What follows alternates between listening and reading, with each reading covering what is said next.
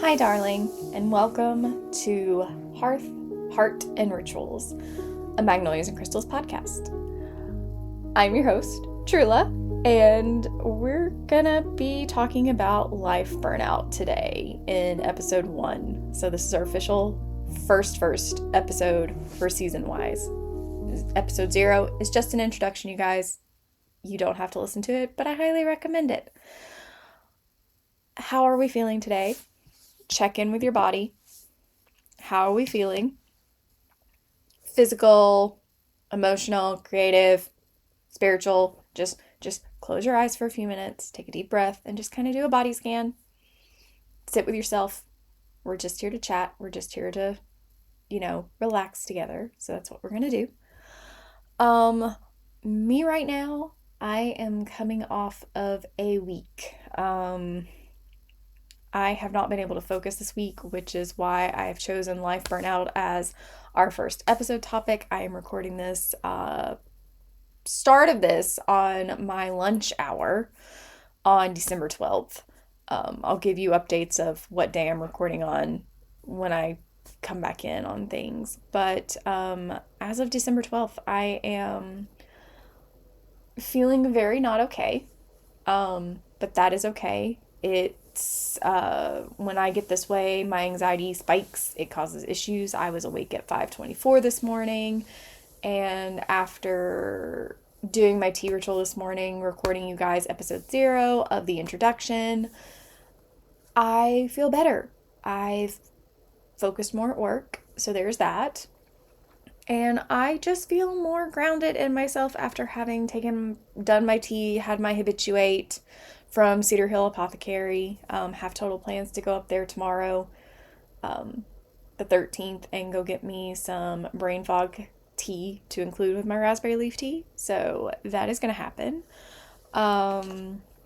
Figured I would share with you guys, because I said avid reader over here, what I'm currently reading, and it's kind of spancing over a bunch of books right now. I am currently reading Echoes of Olympus Mons by Eric Malachite, and it's the first book in that series. I'm also reading The Witches of New York by Amy McKay. Blood Infernal, which is book 3 of the Order of Sanguine series by Rebecca Cantrell and James Rollins. I'm lagging myself through the Book of Magic, which is the 4th book in the Practical Magic series by Alice Hoffman. There is a video coming on that eventually, and I'm planning to get it out before the movie happens, the sequel movie happens. Period Power, Harness Your Hormones and Get Your Cycle Working for You by Maisie Hill.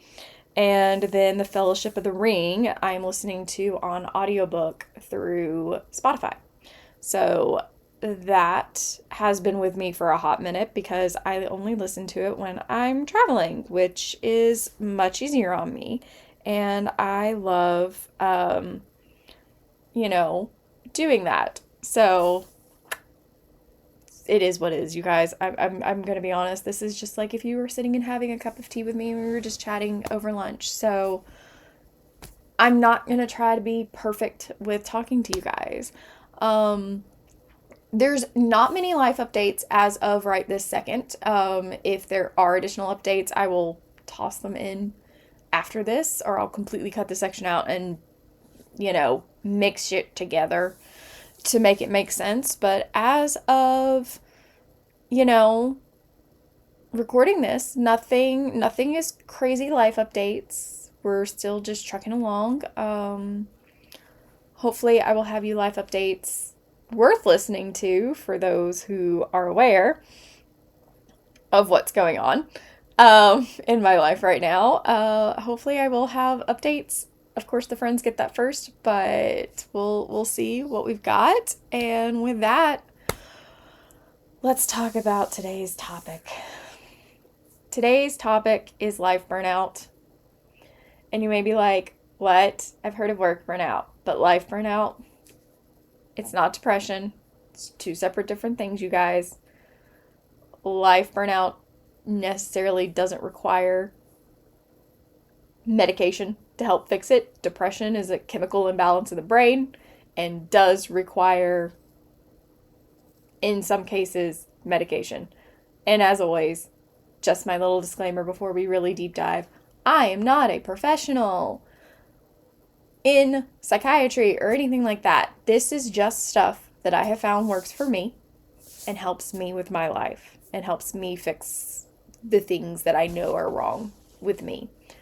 So to kind of give some preface to this conversation, I suffer from seasonal depression, and I would say it's a mix of life/work burnout, but it's mostly just life burnout, which then spills into work and all of that for me. So I am seriously going through it right now with the seasonal depression. The sun is nice and out, and it's not going to get any better, unfortunately, until we hit spring, which is where I thrive. I thrive in spring, summer, and fall. I have a horrible time during the winter. It's just what it is.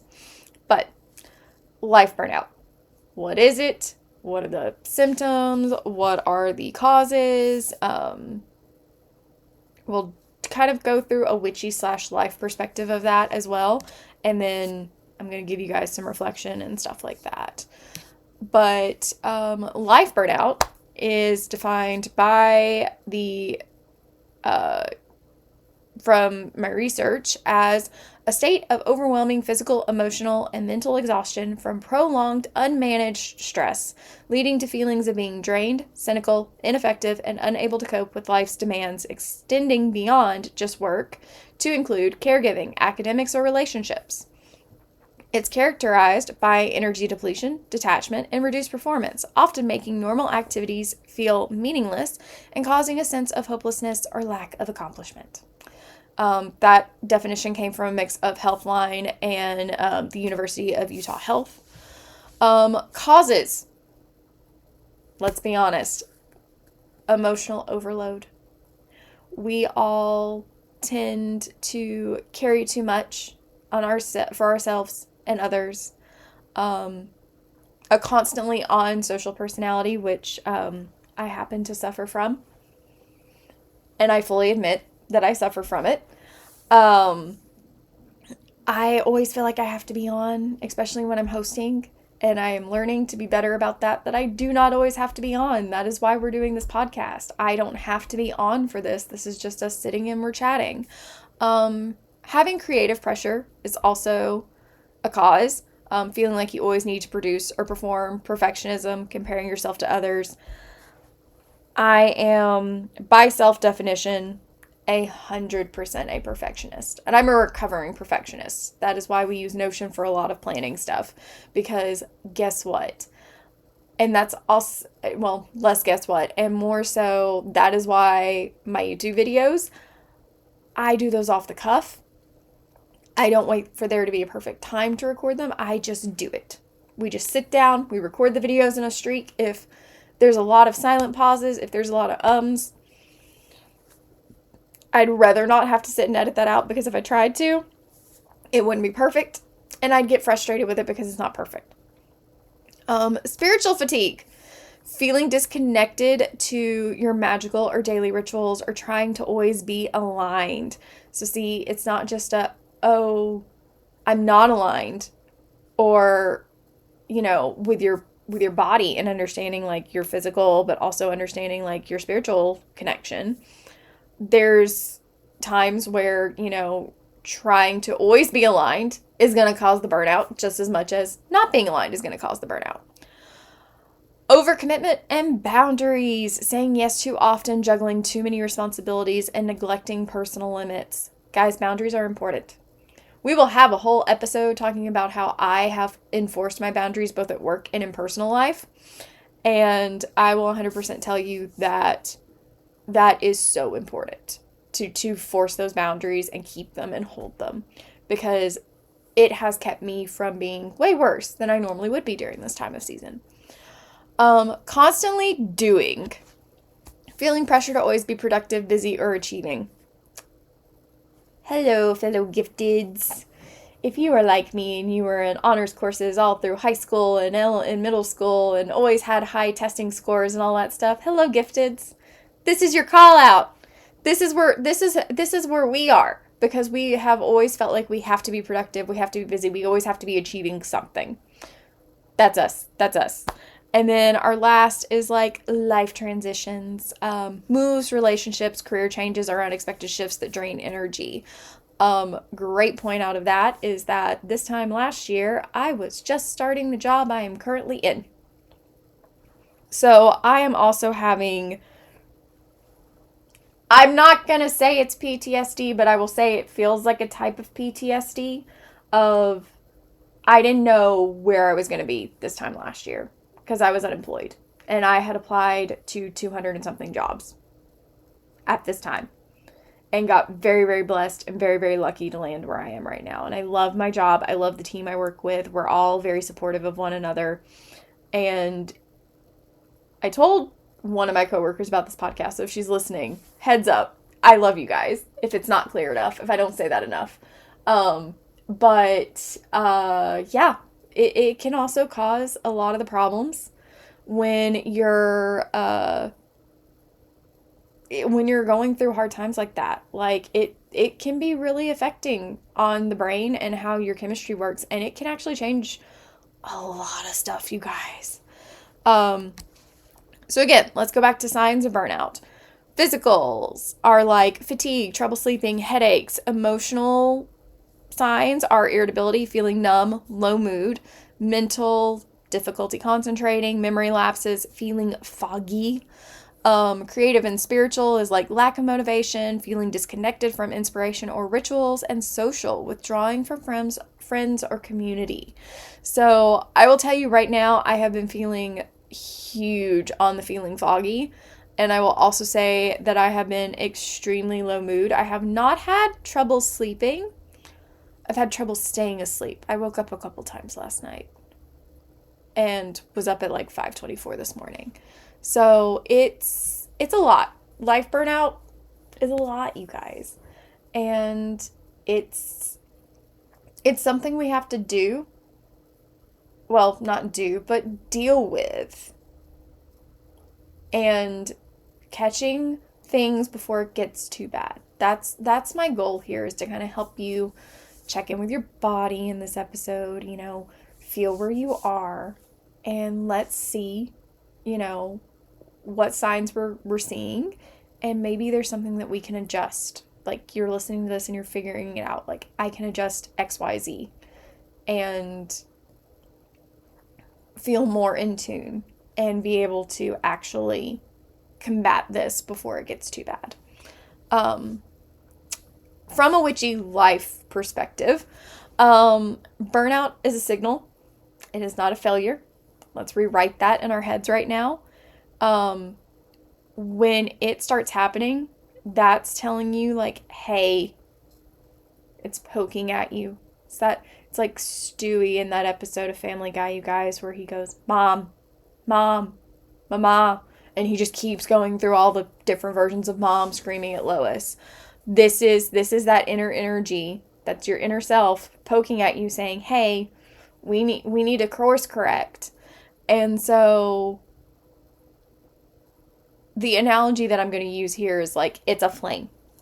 We are a flame on a candle. It is a flame on a candle. Even a small ember still provides warmth. Your flame does not have to burn all the freaking time.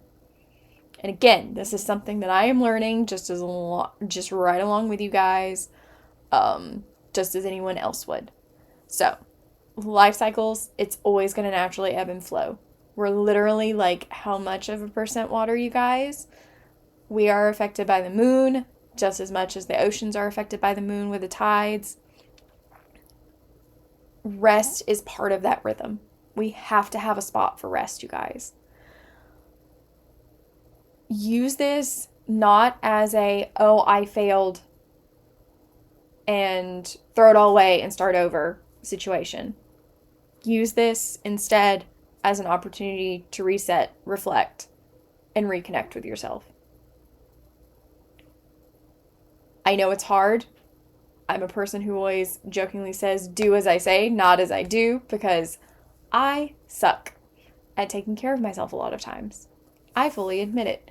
I used to go through bad depressive lows every single month where as long as I was fed, Catherine was fed, the apartment could look good could look atrocious. As long as we were fed, as long as her litter box was clean, as long as I had groceries that I could cook something massive like a bowl, like a pot of chili, I would literally get in depressive states where I would lay on the couch and not move. I would stay in bed and not move. We'd stay in the same PJs for days on end. So it happens. It happens. And it's okay that it happens, you guys. Like, I always notice when the drain starts happening, I am using this as a tool, much like, I'm going to shout out Hillary for a minute. Much like Hillary uses the rebrand to constantly find her growth spots, I am using this as a way to find my growth spot. This is part of my rebrand, you guys. Personal rebrand. And I'm going to use it in this way to use this kind of, again, as an audio journal that you guys can also participate in and learn these things about myself. So, with that, let's do some prompts real quick for you guys. I'm going to do some prompts with you guys. It's not a life coach situation, just to kind of help search that body and find out what may be causing this. Like, where do you feel drained? What do you feel is causing this drainage for you?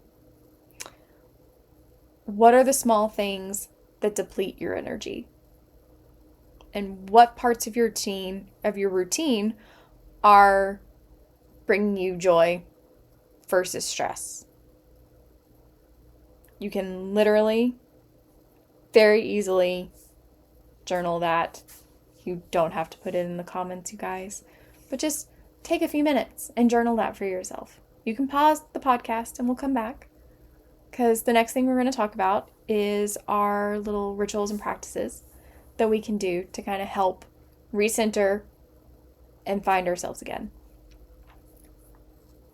First of all, micro self-care. We don't have to have huge, elaborate skin routines. You don't have to take a bubble bath and have all these different things. You don't have to splurge and get things for this, okay?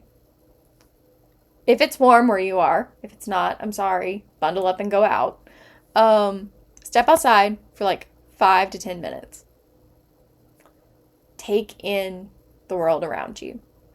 Notice all of the nature around you. Sun, the breeze, the leaves, the birds if they're chirping, any other animals you might see running around, squirrels, chipmunks. If you're able to be barefoot, I highly recommend it. Touching grass with your feet, like just touching the ground with your feet really is helpful. And I have found more helpfulness with that than not being able to touch the ground with my bare feet. And which is why I hate winter. Go figure. While you can do that, there's also the option of go take a slow, intentional hot shower or bath. Imagine the water just washing off every bit of that heaviness that has been going on in your life. And it's just washing down the drain with the soap and everything else. Another great thing that could be considered self-care, and I consider it self-care, is, stretch or moving gently. Intentional stretching. Yoga can be considered self-care. And you don't got to go to a class to do that. You can find videos on YouTube, you guys. Grounding and breath work. This is another one that I love, and it works for me a lot.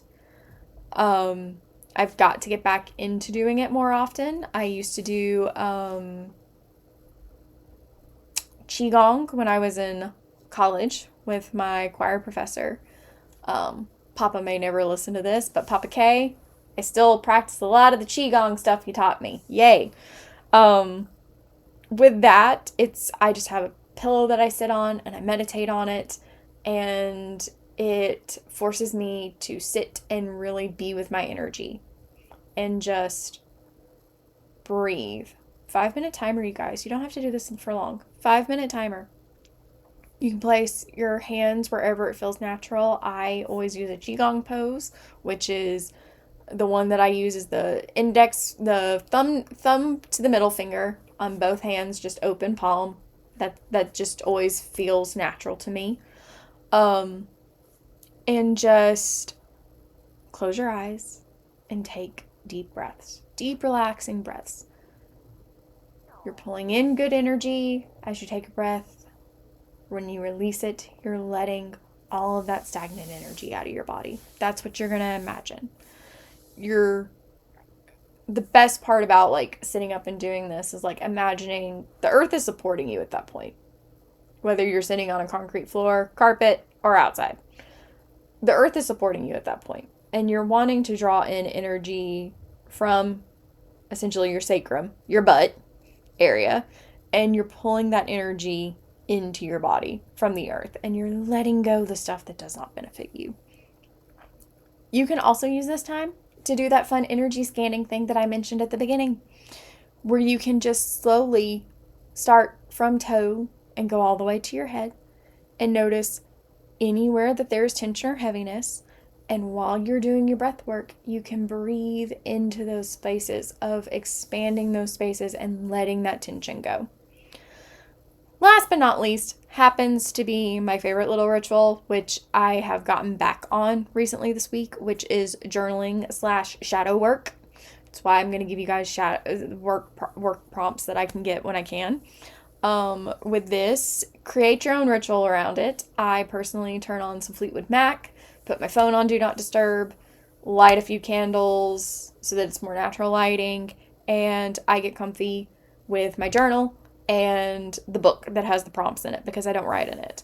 I've personally been using Shadow Work for Hot Messes by Mandy M, recommended to me by my friend Lisa. Go Lisa. We're actually supposed to be accountability partners on that, and we have been sucking at that, but we're gonna get better. We're gonna get better. And one of my favorite prompts that I just did recently, like in the last few days, was listing 5 things that make you feel great, energized, all those good things, and then 5 things that drain your spirit. And then after you list those 10 things, 5 each on each one, you're going to sit and look at how often you do how often you're doing the specific things. Where can we trade off? What can we trade off on? One of the things that currently is draining me personally, work.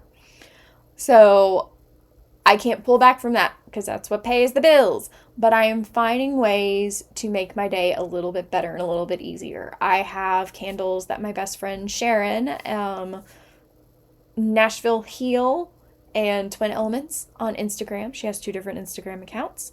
I will make sure those are linked in the show notes. But Sharon makes candles, and they are ritual candles. They're amazing, and I love them. And so I have had one burning in my office with me, and it helps relax me because it is a very pleasant floral scent that just relaxes me. And she uses the wood wicks, so I get to have that crackling, and it's wonderful. So that's what I've been doing to help alleviate with my work. And I want to also revamp my office, but that's going to take time, and I will take you guys with me as we do that. But yeah, so there's some small rituals for you to try and incorporate in. And, again, burnout is not failure. Burnout is teaching you that, hey, here's the signs, here's where you need to be taking better care of yourself. And that's okay. We all can learn to be better about taking care of ourselves. We are human. We are not perfect. We grow as we do these things, and it's okay. You're not alone with any of this. Everyone experiences this. Whether or not they show it and they ask for help is a completely different situation. It's okay to ask for help coming from someone who is recovering from not being able to ask for help. Just take your time and reflect on it, you guys. I promise you're not alone. It will be okay. And we will all get through it. Is it rough? Yes. But we'll all be okay. And with that, I will see you guys in the next one, or I will talk to you guys in the next one, because this isn't on video. But I will talk to you guys in the next one. Until our next cup of tea.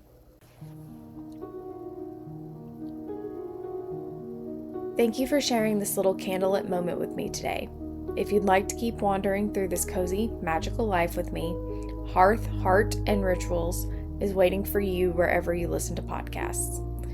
And if you'd like to linger a little longer, you can join me over on Substack, where Hearth, Heart, and Rituals continues in written form, with essays, reflections, gentle rituals, and soft thoughts for slow mornings and quiet evenings. For even more everyday magic, you can always visit me at Magnolias and Crystals, the blog, the socials, and all the cozy corners where I share my world a little more deeply. Until our next cup of tea.